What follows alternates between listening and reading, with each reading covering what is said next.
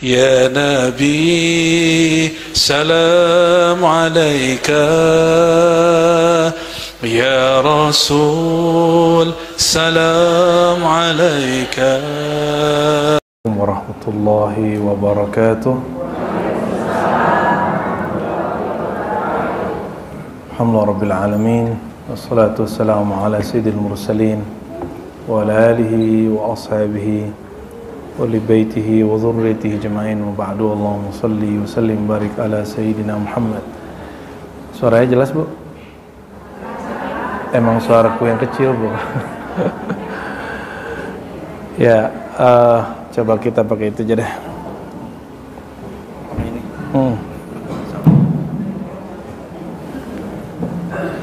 Masjidnya bagus, harusnya mic-nya lebih bagus ya.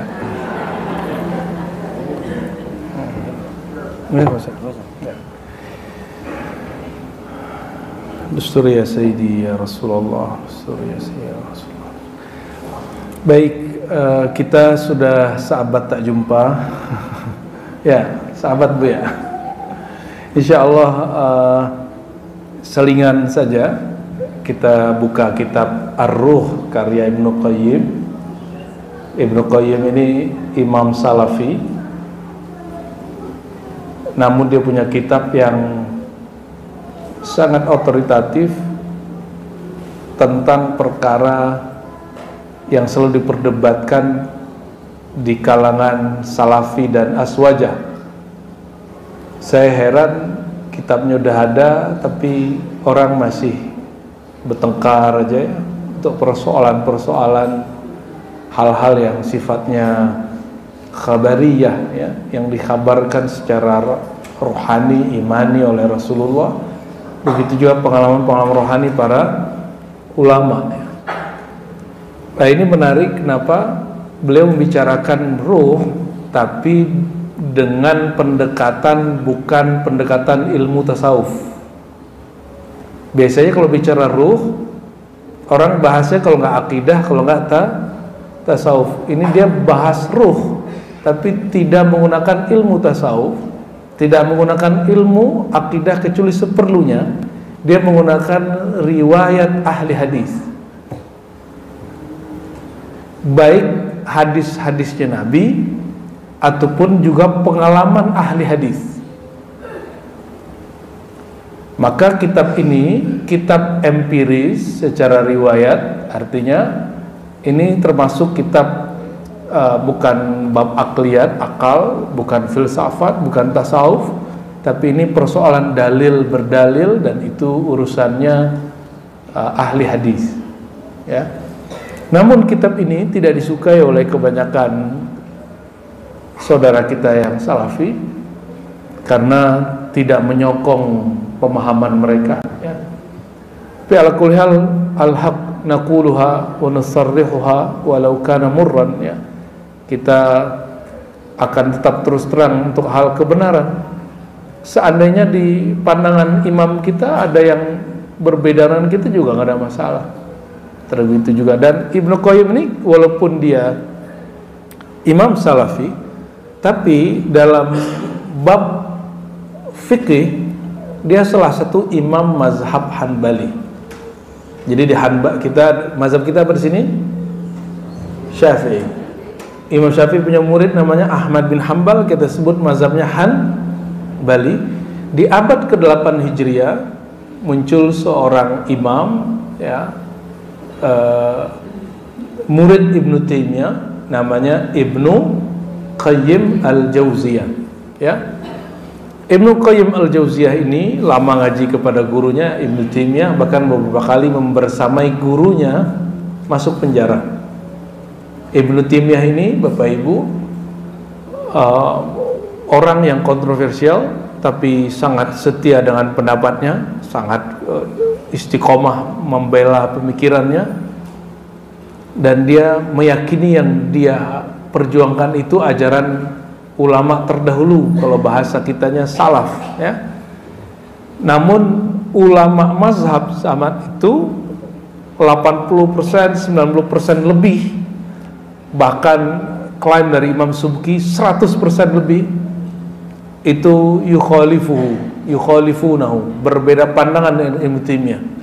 Jadi saya nanya waktu itu kepada guru kami, Syekh Hasan itu masih hidup, beliau bikin jamiah belakangan, kampus di Cipanas sana,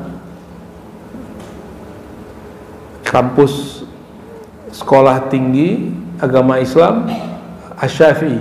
Itu pengajarnya kebanyakan dari Suriah. Jadi anak-anak ibu kalau teman pesantren coba tes di sana, itu kualitasnya hampir sama, bahkan ya untuk fikih lebih bagus dari Libya. Kalau Libya bagus bahasa, kualitasnya sama seperti orang kuliah di luar negeri. Ya, saya nggak tahu mereka dapat gelar LC apa sarjana alam gaib, Bu, SAG. Sebenarnya bagusan SAG, Bu. Kalau LC itu ibu harus muadalah dulu. Muadalah itu penyetaraan dulu. Orang kan kira LC itu keren ya. Saya kan di LC juga, Bu. LC itu ibu kalau tamat di kampus-kampus yang kalau di Indonesia yang punya kerjasama dengan luar negeri, atau ibu tamatan luar negeri khususnya Timur Tengah yang dijajah oleh Prancis dulunya. Mereka menggunakan istilah apa bahasanya? License itu liaison ya. Bahasa Arabnya ijazah. LC itu S1, tapi beda S1 sana dengan sini. S1 di Indonesia ada skripsi, ada paper. Kalau di Timur Tengah tidak ada paper. Dan mohon maaf, ini nasihat saya untuk para LC, ini yang membuat Anda berbeda dengan SAG. Karena SAG, sarjana agama Islam, sarjana filsafat Islam, sarjana teologi Islam, sarjana hukum Islam, mereka ini sudah melakukan diskursus, sudah diuji semenjak S1, sudah biasa diskus. Tapi sebodoh-bodoh LC bisa bahasa Arab, itu aja bedanya. Sebodoh-bodoh LC bisa, sepinter-pinter SAG kadang-kadang banyak nggak bisa bahasa Arab juga. Itu plusnya. Jadi dalam keterbukaan berpikir betul buka SAG. Tapi dalam, mohon maaf, doktrin, LC biasanya belum terbiasa ya, untuk berpikir terbuka. Jadi maunya menang sendiri aja. Kecuali LC yang dapat hidayah dari Allah ya. Maka dia pasti lanjut S2 ya, nanti lanjut S3 ya. Kan beda sudah. Kalau udah S2 itu kita diajar tidak hanya untuk mengumpulkan data, menghafal data. Kita langsung menganalisa dan mengkritisi. Kalau S3 ibu buat teori. Maka kalau ada yang masih LC, MA, mohon maaf, geritik-geritik saya bukan sombong, Bu, tapi fakta. Saya nggak elok mau nanggapinya. Dia kalau mau debat-debat ilmiah, dokter dulu lah ya. Dokter dulu, baru enak kita ngobrolnya. Kalau nggak akan muncul emosi, tidak ilmiah. Ya, kecuali dia bisa menjaga itu. Ya. Ini pesan dari profesor saya ya. Kamu nggak usah tanggapin yang begitu-gitu, kecuali dia dokter. Oh siap, saya bilang gitu aja ya. Siap profesor. Dan juga kawan kita Dr. Buya Aldomi itu ya, diundang ke sinilah Ustaz ya. Buya-buya itu juga banyak yang muda-muda ya. Baik, kembali ke sini. Nah, di dalam kajian kita dalam mazhab Islam ada mazhab Hanbali, salah satu tokohnya adalah Ibnu Qayyim Al-Jauziyah. Ibnu Qayyim Al-Jauziyah tidak la yakhruj walau shibran min ra'yi syaikhihi. Dia tidak pernah keluar sedikit pun dari kalam gurunya. Jadi yang dia ajarkan itu representasi daripada ajaran Ibnu Taimiyah. Dan besar kemungkinan, ini boleh saya sebut, inilah titik temu Ahlus Sunnah Aswaja dengan Salafi kalau mereka mau buka kitab ini. Cuma kita sudah cek syekh-syekh yang di sana, mereka kitab ini benci sekali. Oh, ini hada laysa bisahih, hada min al-muftariyat, hada min aqdamil kutub lahu. Itu bahasa Arabnya macam-macam. Oh, ini kitab nggak benar karya Ibnu Qayyim. Ini karya dia yang sudah direvisi. Ini karya dia di awal-awal. Macam-macam. Jadi nggak ada, itu cuma spekulasi. bukan pembuktian. Ya, saya nggak tahu Bapak Ibu ini bisa ngikutin obrolan saya atau tidak. Bisa? Serius? Jangan-jangan aku mau asik ngomong sendiri lagi. Ya. Biasanya mohon maaf, kalau ketemu teman-teman Salafi, Wahabi, ketemu Aswaja, ngurusinnya apa? Bid'ah gitu ya. Gue boleh ziarah, sarkup, sarana kuburan, kan gitu. Tujuan mereka sebenarnya baik. Tujuannya supaya orang tidak nyembah kuburan. Cuma caranya lebih horor dari kubur. Itu aja masalahnya. Ya, tujuannya bagus. Tapi ada satu masalah. Ini pertanda akidah Anda tidak kuat. Apa urusannya kubur dengan syirik? Sayyidah Aisyah tidur bertahun-tahun di kamarnya bersama makbarah kubur Nabi sallallahu alaihi wasallam. Enggak syirik kok. Salat di situ. Kenapa sekarang ada fatwa salat di kubur haram? Yang nggak boleh kan salat menyembah kubur, itu nggak boleh. Ibu bisa pastiin nggak depan masjid kita nggak ada kubur, depan musola kita nggak ada kubur? Ya, kalau di papas-papas tuh ada kuburan. Yang dikhawatirkan itu orang hidup, bukan orang mati. Ya, jadi sebenarnya karena akidah yang dibangun oleh Salafi itu dibangun dengan trilogi tauhid. Nanti silakan baca disertasi saya yang sudah jadi buku. Jadi ini Tahadus bin Imam menceritakan nikmat, Bapak Ibu bukan lagi pamer, tapi menceritakan nikmat kan boleh. Nikmat berfikir dari Allah. S1, S2, S3 saya akidah, falsafah dan tasawuf, usuluddin. Jadi mulai dari S1 sampai S3 saya mendalami usuluddin, akidah, filsafat, tasawuf. Ketika menulis laporan paper skripsi S1 saya gabung antara kajian akidah dan tokoh sufi Ibnu Arabi. Kita cek apakah benar Ibnu Arabi itu kafir sesat. S2 saya gabung kajian ulama terdahulu di Indonesia, di Nusantara, bahkan Indonesia, Malaysia, Singapura, Patani sampai ke Filipina itu, tapi kita nggak dapat manuskrip Filipina. Kita mengkaji manuskrip ulama tasawuf di Nusantara. Manuskrip itu tulisan tangan. Ada tulisan tangan orang-orang dulu, belum dicetak. Hampir tiap hari kita masuk ke perpus nasional waktu itu. Akhirnya setelah setahun saya bolak-balik masuk, kita kemudian data mana kajian yang paling banyak. Ternyata orang-orang Indonesia paling banyak kitabnya ke tasawuf, akidah, baru fikih. Di situ ada indikasi bahwa orang Indonesia kuat di ajaran tasawuf, melebihi semua negeri Islam yang lain. Ibu nanti lihat kebangkitan tasawuf itu nanti di sini. Kebangkitan intelektual yang bersifat rohani ada di negeri kita, insya Allah. Amin ya rabbal. Bukan amin, mau faktanya kok. Ya, contoh nih, martabat 7 itu mulai dari Aceh sampai Ambon kita temukan manuskripnya.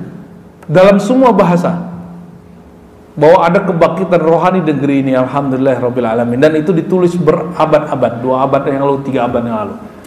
Oke, kembali ke bab tadi.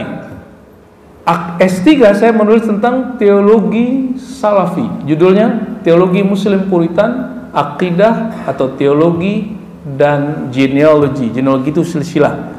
Jadi Salafi nggak pernah menulis silsilahnya secara mutasil sampai ke Imam Ahmad. Saya buatin, kita teliti ya. S3 saya 4 tahun dan kita teliti itu. Di sini ngajar dulu, beliau mengajar saya 12 tahun, kami belajar dan mengajar di tempat beliau ilmu hadis dan kitab-kitab hadis. Maka S3 saya gabungkan akidah, tasawuf, hadis.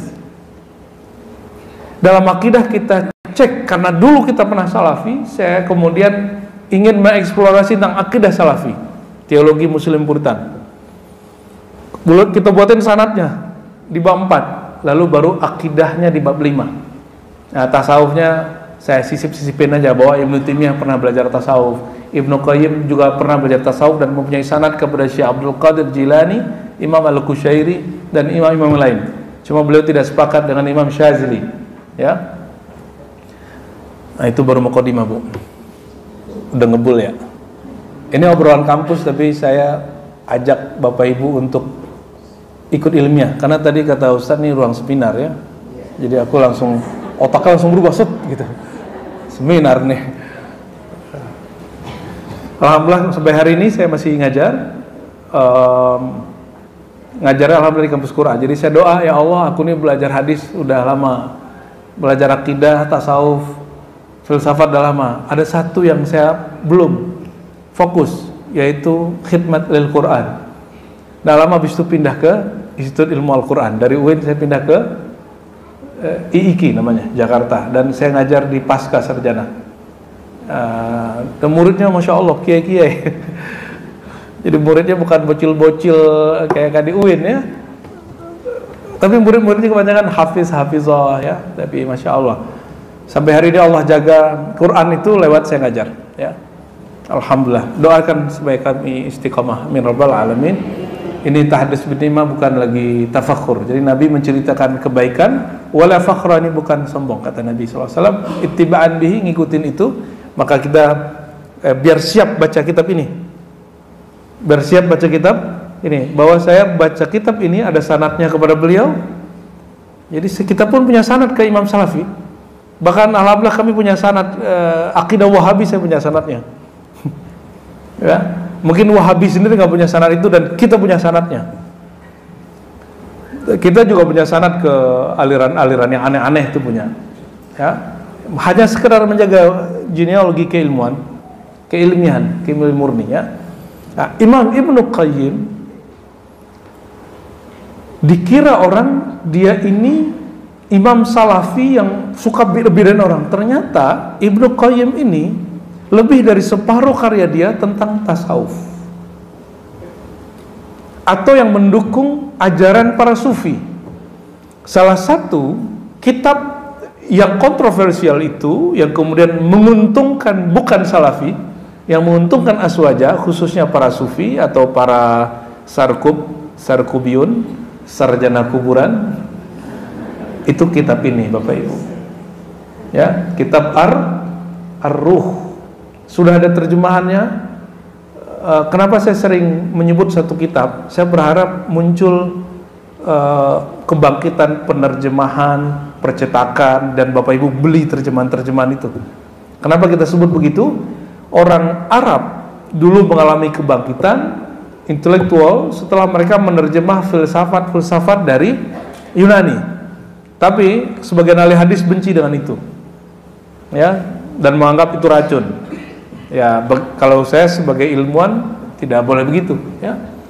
Sama juga orang barat kemudian menerjemah buku-buku dari Arab dan menjadi buku Ibnu Sina, diterjemah, maka kedokteran barat jadi maju.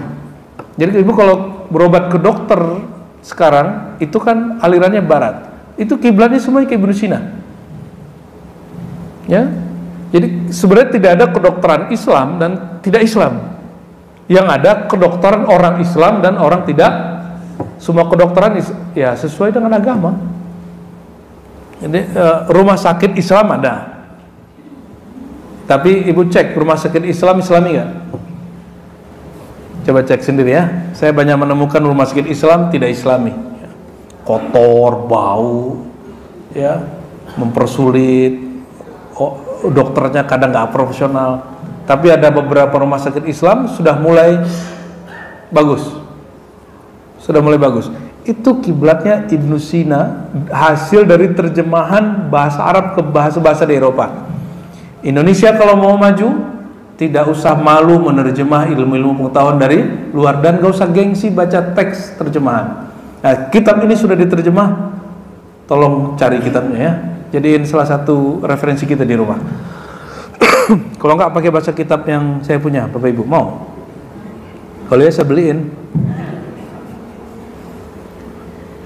Baik, apa kata beliau? Fahadha kitabun azimun naf'i jalilul qadri kathirul fa'idah. Nah, beliau sendiri sedang trust building, membangun kepercayaan tentang kitab ini. Kata dia, ini kitab sangat bermanfaat, sangat besar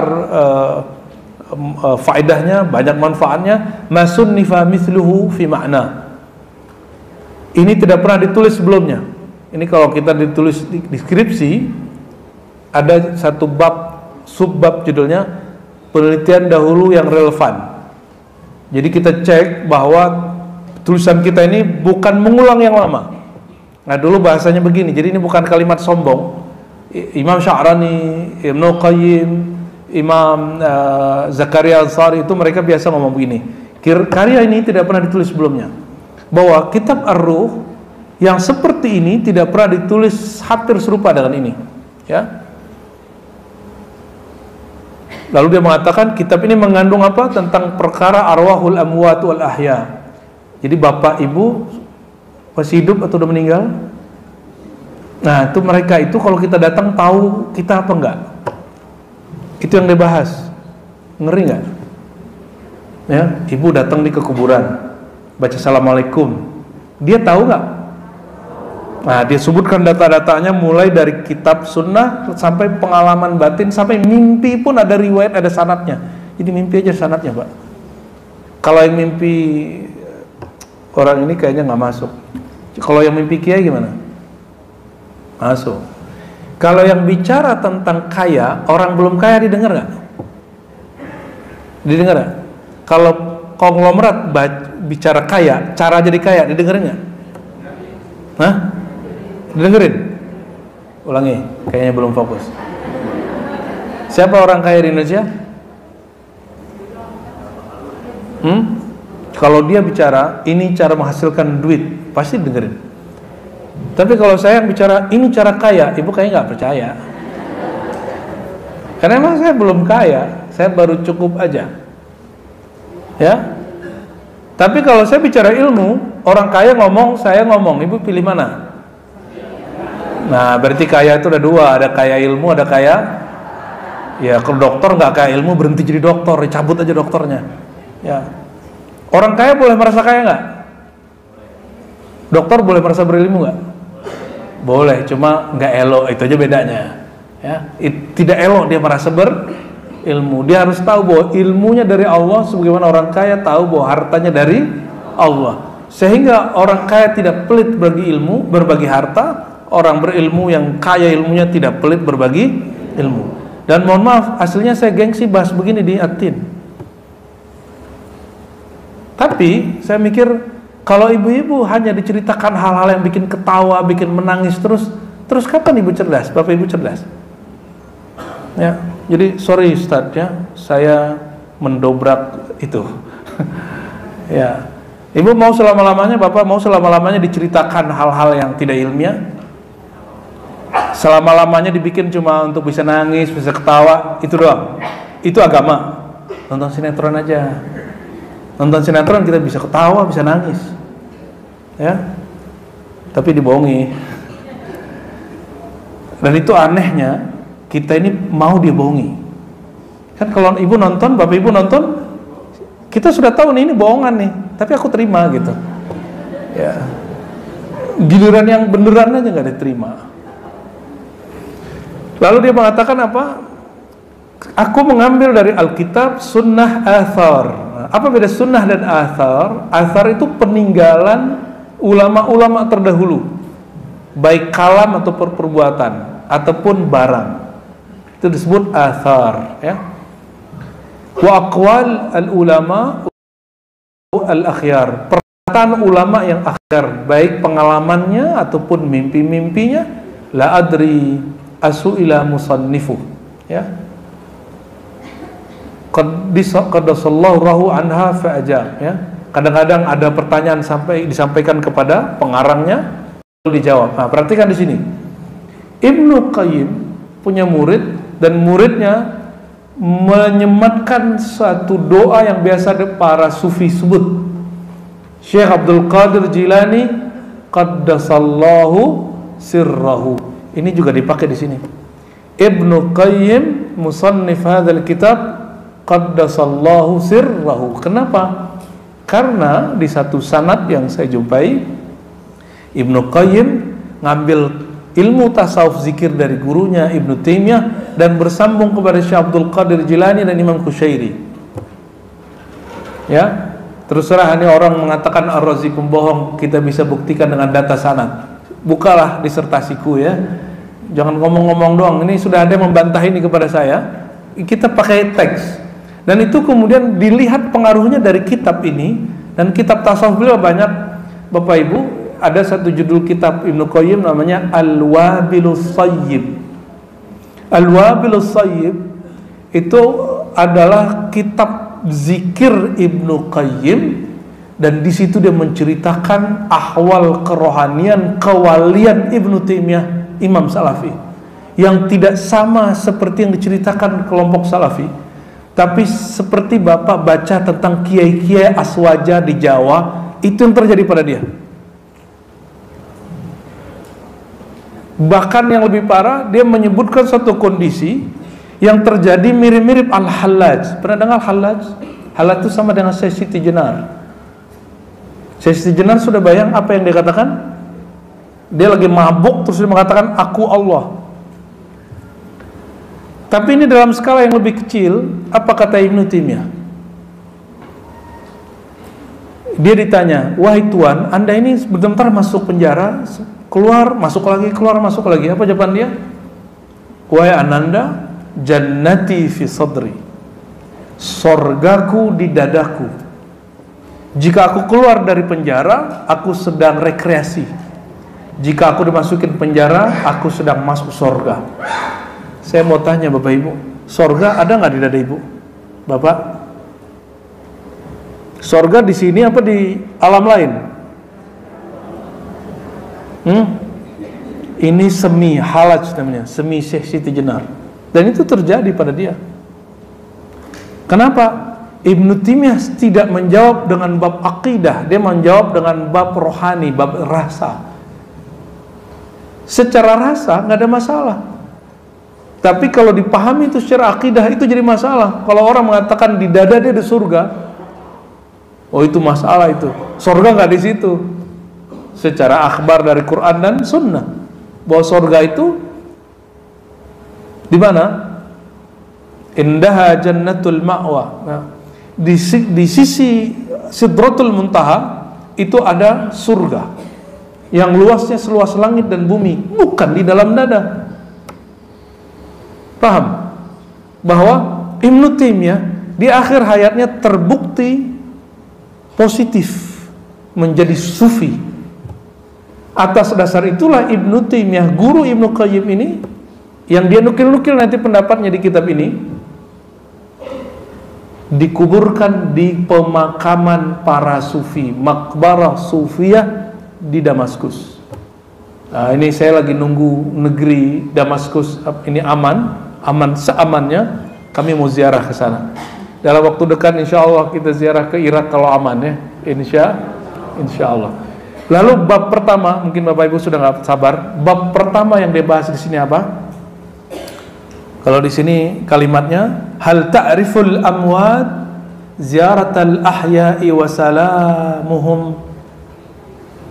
salamahum amla, ya. Bab pertama yang dibahas, apakah orang yang mati mengetahui ziarah orang hidup dan salam mereka? Dulu saya pernah mengisahkan pengalaman rohani, mimpi ketemu zat-zat mulia. Lalu ada yang negur saya di sini, Ustadz, gak boleh riya. Loh, yang Ustadz siapa ya kan? Kan lucu gak? Jamaah negur begitu, tapi bagi saya, oh ini mungkin dia sayang sama saya. Ya, saya bilang, kenapa nggak boleh Pak? Itu riya. Oh, dia nggak bisa bedain. Riya itu fil amal, bukan dalam mimpi. Mimpi nggak ada riya. Mimpi itu ujub. Apa beda riya sama ujub? Orang mimpi dia takjub ke dirinya. Kalau riya amal, tuh itu aja udah salah. Menegur orang salah, kan lucu. Seharusnya dia kan ditegur duluan. Gak boleh Ustaz, nanti riya. Nah, karena nanti akan banyak cerita mimpi di sini. Saya kasih tahu Bapak Ibu, orang menceritakan mimpi dia tidak riya, yang terjadi pada dirinya ujub, merasa takjub kepada diri sendiri, bukan riya. Oke? Tapi tidak semua orang menceritakan mimpinya takjub. Sebagaimana tidak semua orang pakai baju bagus itu sombong. Ya. Lalu yang kedua apa yang mau kita sampaikan? Menceritakan mimpi bukanlah terlarang. Nah, ini lebih dari 30% cerita mimpi di sini. Ya, seandainya itu terlarang oleh ulama, maka sekelas ulama salafi tidak mungkin menceritakan mimpi. Kalau aswaja kan udah biasa. Ya kan? Paham? Ya. Jadi jangan antum kemudian dengar selentingan orang, nih, mohon maaf ini saya ulang-ulang di mana-mana. Ini meracuni spiritual dan intelektual banyak orang. Kalau ciri-ciri orang orang jumpa Nabi dia nggak pernah cerita. Ciri-ciri orang jumpa Nabi nggak pernah cerita.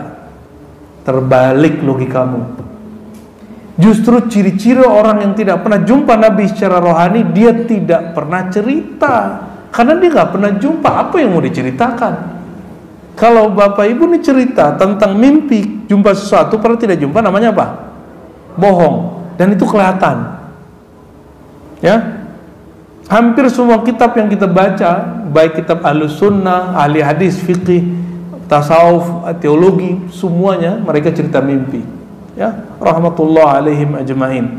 Dan ansahtu nafsi wa iyyakum, ya, saya ingatkan, jangan terpengaruh hal-hal yang selentingan begitu. Kita kalau nggak punya rezeki mimpi, kasih tahu, aku nggak pernah mimpi Nabi, jujur. Saya dengar Habib Bahar ngomong begitu, Pak. Ya, saya nggak pernah mimpi Nabi karena saya ngerokok, katanya. Alasan dia ngerokok, cuma rokok yang disalahin. Tapi itu best. Dia ngaku nggak mimpi ketemu Nabi, itu bagus. Ya, daripada orang ngaku-ngaku itu. Baik. Fa ahbabtu ba'da istikharatillahi ta'ala an aftahahu bihadil khutbah al-mubarakah. Lalu dia bukalah, ya, lalu dia berdoa, doakan pengarang ini, kata dia. Disebutkan gelarnya, terjemahan Al-Quran, Syekhul Islam, Qudatul Anam, Farisul Ma'ani wal Alfaz, banyak sekali. Imam Ibn Qayyim Al-Jauziyah Al-Hanbali Ad-Dimashqi qadasallahu ruhahu wa nawwara darihahu. Pendek cerita, kita langsung masuk ke bagian pertamanya. Siapa tahu Bapak Ibu dapat manfaat 2 atau 3 riwayat, ya. 1, qala Ibnu Abdul Bar, ada Al-Imam Al-Hafiz Ibnu Abdul Bar mengatakan thabata 'anin Nabi sallallahu alaihi wasallam, telah sahih tetap dari Nabi sallallahu alaihi wasallam bahwa dia berkata, ma min muslimin yamurru ala qabri akhihi, tidak adalah seseorang muslim yamurru ala, berjalan melewati, qabri akhihi, kuburan saudaranya, kana ya'rifuhu fid dunya, yang dia kenal waktu dia masih hidup, ya, fayusallimu alaihi, lalu baca salam kepada yang meninggal, illa raddallahu alaihi ruha, kecuali Allah kembalikan ruhnya. Itu tidak hanya Nabi, jangankan Nabi, orang Islam, dia meninggal, kita kenal dia di dunia, kita baca salam, Allah kembalikan ruhnya. Hatta yarudda alaihi salam, sehingga dia sanggup menjawab salam. Tadi lewat kuburan enggak? Ya, lewat kuburan tadi. Horor kali rumahnya, ya. Fahadha nassun fi annahu ya'rifuhu bi'aini. Dan ini nas menyebutkan syaratnya kenal. Tapi ada riwayat yang lain yang tidak begitu, ya. Wa yaruddu alaihi salam, dan dia membalas salam. Di dalam kitab Sahih Bukhari dan Muslim, tidak mesti orang Islam. Kalau tadi orang Islam dan dia kenal, coba perhatikan. Wa fi sahihain anhu, juga diriwayatkan dari Nabi dalam kitab, 2 kitab yang sahih, Bukhari dan Muslim. Al-Bukhari, coba kitab hadis hafalin, Sahih Bukhari, Sahih Muslim, Sunan Abu Daud, Sunan Tirmizi, Sunan Bonang. Gak nyambung, ya. Lagi-lagi. Sahih Al-Bukhari, Sahih Muslim, Sunan. Sunan itu kumpulan sunnah. Kalau sunan bahasa Jawa, suhunan. Sunan Abu Daud, Sunan Tirmizi, Sunan Nasa'i, Sunan Ibnu Majah. Diapalin, gak bisa ini, ya. Itu Kiai Ali Mustafa Yakub yang almarhum dulu ngajar itu yang belum khatamkan per 4 tahun khatam, 4 tahun khatam, 4 tahun khatam. Beliau ngajar itu 6 kitab itu ya. Di dalam 2 kitab Sahih Bukhari dan Muslim diriwayatkan bahwa Nabi SAW amara biqatla badrin faulku fi qalibin thumma jaa hatta waqafa alaihim wa nadahum bi asma'ihim ya fulan ibn fulan wa ya fulan ibn fulan hal wajadtum ma wa'ada rabbukum haqqan fa inni wajadtu ma wa'adani rabbi haqqan. Jadi ketika korban perang Badar, itu kebanyakan korban perang Badar muslim atau non muslim? Perang Badar. Yang kalah siapa perang Badar? Suka nonton sinetron kan, nggak cerita Badar kan diterima. Yang banyak korban perang Badar siapa? Itu perang Badar yang turun tidak hanya malaikat, jin muslim pun diperintahkan. Orang sebut nih halu, ente buka Sahih Bukhari. Kalau seandainya imam-imam seperti Bukhari ini halu, coba katakan Bukhari halu. Di saat orang perang Badar itu 17 Ramadan, mereka sedang puasa, lebih hebat dari perang Tolut. Tolut 313 orang, mereka masih minum dengan seteguk tangan, ya, telapak tangan. Ini ahlu Badar lebih dahsyat daripada 313 tentara Tolut. Ahlul Badar ini, kata Nabi, dikuatkan oleh ribuan malaikat dari langit. Jika kalian, kata Nabi, jadi Nabi nanya kepada malaikat Jibril, hei Jibril, itu yang turun malaikat-malaikat jenis apa tuh, kok banyak bener, kira-kira gitu. Kata Jibril, sebagaimana yang perang di antara kamu adalah orang terbaik, maka itu adalah orang-orang terbaik kami, malaikat terbaik kami. Itu ada di kitab Sahih Bukhari, Sahih Muslim, dan ada di Quran. Ya, Allah menguatkan dari 3.000 jadi 5.000 malaikat turun. Maka jumlah orang kafir yang berperang saat itu perlu dipertanyakan. Kalau diriwayatkan disebutkan 1000-an. Itu mustahil itu. Mestinya ribuan lebih dari itu. Kenapa? Malaikat yang dikerahkan lebih banyak dari itu. Oleh karena itu guru saya mengkritisi beberapa riwayat tentang jumlah. Maka kita kembali ke salah satu balaghah dalam bahasa Arab. Kalimat 1000 itu menunjukkan banyak, bahwa bisa jadi 10.000-an lebih. Ya, wallahu a'lam bis-shawab. Jadi siapa jumlah korban terbanyak? Kafir? Nabi nggak kenal. Nah, amara biqatli badrin.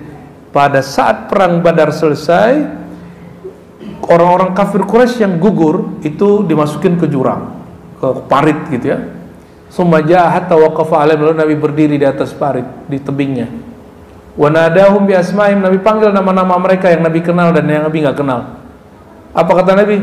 Ya fulan, hal wajadtum ma wa'ada rabbukum haqqan. Yang tadi muslim, sekarang non. Oh, ternyata non muslim pun bisa dipanggil. Boleh dipanggil. Jadi kalau ada nih pejabat koruptor meninggal, kita bisa panggil ya, Pak. Tor gitu. Fa inni wajadtu ma wa'adani rabbi haqqan. Aku mendapati janji Allah itu benar. Kalau kalian apakah merasakan kebenaran dari janji Allah, bahwa masuk kubur ditanya-tanya gitu. Sayyidina Umar belum diajarkan cara berkomunikasi dengan orang mati. Belum bergelar muhaddatsun. Muhaddatsun itu dapat berkomunikasi gaib. Itu ada di Sahih Bukhari juga. Ini yang disebut metodologi epistemologi rohani, ya. Ini yang kemudian gak diterima oleh orang-orang eksak hari ini. Padahal itu semua ilmiah menurut Imam Ghazali. Walaupun saya tidak menyebutnya ilmiah murni, ya. Nabi nyapa mereka, lalu beliau mengatakan, apakah engkau mendapati janji Allah di dalam kubur? Aku mendapatinya benar di sini. Lalu Sayyidina Umar bertanya, ya Rasulullah, ma tukhatibu min qaumin qad jayafu. Di riwayat lain hal, ya, hal tukhatibu aqwaman atau min aqwamin qad jayafu. Apakah engkau wahai baginda tukhatib, berbicara dengan orang yang sudah menjadi bangkai? Faqala, Nabi SAW jawab, walladzi ba'athani bil haqq, demi Allah ya, yang mengutus aku, ma antum bi asma' lima aqulu minhum, kalian tidak akan dengar apa yang aku katakan kepada mereka ya. Walakinnahum la yastati'una jawaba. Nah, ini bedanya muslim dengan non muslim. La yastati'una, ini yastati'un ini agak sulit dibaca dulu kan, yastati'un ya. Mereka tidak sanggup menjawabnya. Kalau orang Islam, Allah berikan kesanggupan menjawab. Semoga kita meninggal dalam keadaan Islam. Amin ya rabbal alamin ya. Wa thabata anhu sallallahu alaihi wasallam anna al-mayta yasma' qur'ani 'alil musyi'ina lahu idza ansarafu anhu. Di dalam Sahih Bukhari dan Muslim disebutkan, ini bantahan kepada kawan-kawan ya Wahabi yang orang mati itu udah nggak dengar apa-apa. Ente la tafham, nggak ngerti. Ada di Sahih Bukhari, ada di Sahih Muslim, hadis yang kamu sendiri paham. Kamu sudah sering dengar bahwa orang yang mati ketika baru dikubur ya, dia tahu bunyi langkah orang yang ya melayat. Betul nggak? Ini yasma' qur'ani 'alil musyi'in, dia dengar bunyi telapak orang-orang yang melawat ya, yang takziah. Idza sarafu anhu, ketika mereka pergi. Tapi mereka mendengar dengan apa? Dengan telinga ini? Oh, ternyata bukan telinga ini sebenarnya yang benar-benar mendengar. Telinga ini tuh kayak antena, Bung, Bapak Ibu. Antenanya rusak, dalamnya belum tuh rusak. Ya. Maka ada orang yang mungkin rusak telinga, mungkin dikasih alat apa, tapi sebenarnya yang mendengar itu adalah sifat sama yang Allah berikan kepada kita. Ketika tubuh ini mati, sifat sama itu Allah kembalikan. Ini yang disebut tadi, ketika mereka meninggal kita baca salam, Allah kembalikan ruh. Ruh itulah yang bersifat sama, mendengar, melihat. Tubuh mati, ruh tidak mati. Karena ruh yang mendengar, jadi yang mendengar saya sekarang ini siapa? Ruh apa telinga? Benar, ruh apa telinga? Serius? Bingung ya? Belum kenal sama diri sendiri ya? Ruh, karena yang didengar itu bab alam nyata, maka memerlukan telinga yang nyata. Kalau kita jumpa dengan orang meninggal, kita baca assalamualaikum, kita pakai lisan dan kolbu. Dia udah gak punya lisan, maka yang mendengar telinga ini atau kolbu? Jadi bisa dengar gak? Bisa, cuma ente aja gak belajar kolbu. Iya, serius. Nabi bisa dengar, kenapa? Karena ruhnya hidup. Sayyidina Umar kemudian juga dapat mendengar dengan bimbingan Sayyidina Muhammad SAW, dan ini dapat dipelajari. Siapa bilang nih keramat? Ini bukan keramat. Ini masalah engkau kenal dirimu atau tidak kenal dirimu.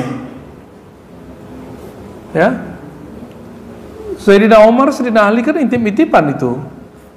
Ada sahabat di Sunan At-Tirmizi, murid Imam Bukhari, itu lagi itikaf, dia dengar ada suara orang baca surat Al-Mulk di dalam kubur. Itu yang dengar telinga dia atau batin dia? Batin dia yang dengar, karena dia sudah masuk alam lain. Nabi lagi duduk-duduk, Sahih Bukhari Muslim, ya, tiba-tiba ada dentuman suara keras, kayak bunyi ada bola raksasa jatuh, boom. Bapak Ibu pernah dengar kalau orang pasang bumi, tung, kira-kira begitu, bergetar. Itu bergetar dan mereka terdiam. Nabi dengar, sahabat dengar. Apa kata Nabi? Itu suara batu yang jatuh 70.000 tahun yang lalu, baru jatuh sekarang. Itu bahasa taksir, ada yang nyebut 70 tahun, ada yang 70.000 tahun. Wallahu alam riwayat yang kuatnya. Mungkin itu perbedaan riwayat sahabat atau tabi'in. Nabi nyandar, itu ternyata dapat mimbar baru, sandarannya ditinggal. Itu sahabat dengar, sandarannya nangis. Ibu bisa dengerin pohon nangis ya? Hah? Kan ngeri kalau kita tiap hari dengerin pohon nangis ya. Alhamdulillah ya. Maka ilmu ini jangan dipakai juga setiap saat. Dia seperti menggunakan ini alat. Pakai alat itu kita bisa dengar. Ya. Allahumma sholli ala sayyidina Muhammad. Di akhir zaman ya, mungkin musuh-musuh Islam akan mengalami kemajuan teknologi yang kuat. Nanti kata Nabi, pohon-pohon bicara, batu bicara. Apa kata mereka? Wahai Muslim, di sini ada Yahudi. Saya mau tanya Bapak Ibu, itu gimana caranya itu mengetahui pohon ngomong itu? Itu hadis Sahih Muslim. Hadis Sahih Muslim. Gimana kira-kira? Udah siap belum teknologi lain ini? Mereka mungkin punya satelit, kita nggak punya. Satelit kita aja diluncurkan, BRI aja diluncurkannya di Paris kok. Ya, BBM kita Singapura yang nguasain. Ya, negara kecil tapi besar sekali kekuatannya. Kita takjub juga mereka nih kecil kok bisa hebat begitu. Indonesia kita nggak bisa ngejar, mungkin bisa ngejar tapi udah telat. Maka kuatkan rohaninya, ya, nikmati aja fasilitas teknologi yang ada, tapi kuatkan rohaninya, ya. Jangan debat lagi, guru udah meninggal, mursyid udah mati, gimana mau cari mursyid gimana? Ya. Oh itu nggak update menurut saya. Ya, Imam Syarani mengatakan kalau guru meninggal, ya ziarahilah. Maka belajar kepada guru cara dialog rohani. Sehingga nggak nanya lagi ke mursyid yang lain. Nanti dia akan kasih jawaban, kamu cari mursyid yang lain atau kamu teruskan denganku. Nah, nanti belajar ilmu ini Bapak Ibu. Ya. Di sini Nabi mempertontonkan secara terbuka berdialog dengan orang mati. Betul? Nabi terang-terangan ada hadis bicara dengan orang Islam yang sudah meninggal, ada hadis Nabi berbicara dengan orang yang sudah meninggal dan dia kafir. Dalam hadis yang sahih, yang paling ibu apal ini apa kalau doa lewat kubur, Bapak? Yang paling apal bahasa Arabnya, yang Arabnya sudah Arab maklum. Assalamualaikum ya ahlal kubur, kan enak tuh ya. Bener ya? Apal semua nggak? Coba lagi. Ya, saya baca ya, jawab ya. Assalamualaikum ya ahlal kubur. Gak mau jawab deh.